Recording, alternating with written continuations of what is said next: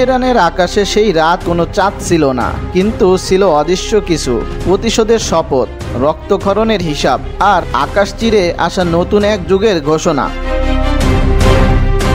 Iran বিশ্বের অন্যতম জটিল ভূরাজনৈতিক রাষ্ট্র। প্রথমবারের মতো বিশ্বের চোখের সামনে শক্তির এমন এক প্রদর্শন করল যা শুধু ভয়ঙ্কর নয়, তা ছিল ভয়ানকও।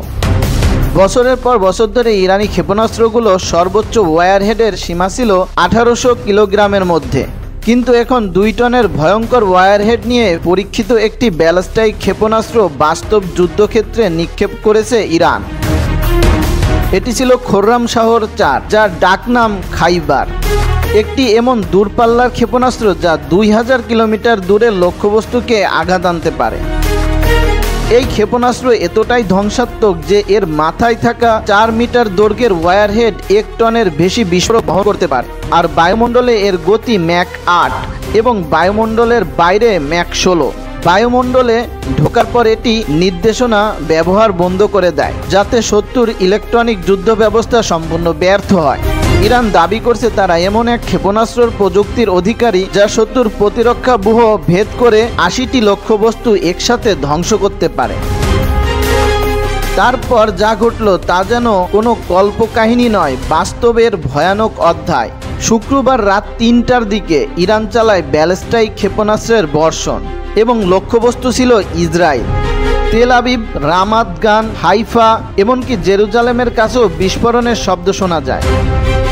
IDF বলেছেন একাধিক ক্ষেপণাস্ত্র মাঝ আকাশেই প্রতিহত করা হয়েছে, কিন্তু তারপরও কয়েকটি বড় শহরে আঘাত আনে।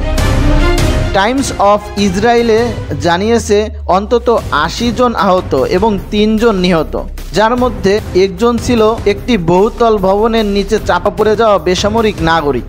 রাতভর চলেছে 4 ধাপে ক্ষেপণাস্ত্র হামলা। ইসরায়েলি প্রতিরক্ষা বাহিনী মনে করে ইরানের ছোড়া ক্ষেপণাস্ত্রের প্রকৃত সংখ্যা ছিল 100 এর কাছাকাছি, যদিও ইরানি মিডিয়া বলছে শত শত ক্ষেপণাস্ত্র ছোড়া হয়েছে।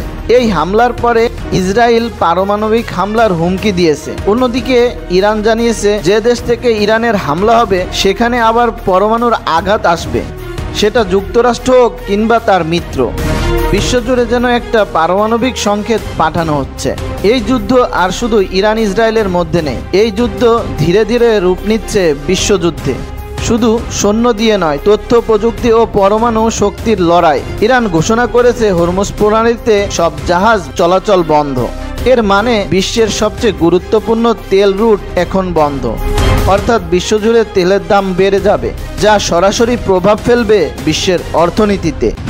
ইতিমধ্যে মার্কিন যুক্তরাষ্ট্র তাদের সব সামরিক ঘাঁটিকে সর্বোচ্চ সতর্কতায় রেখেছে আর যুদ্ধজাহাজ, সাবমেরিন ও রণতরী পাঠিয়েছে মধ্যপ্রাচ্যে।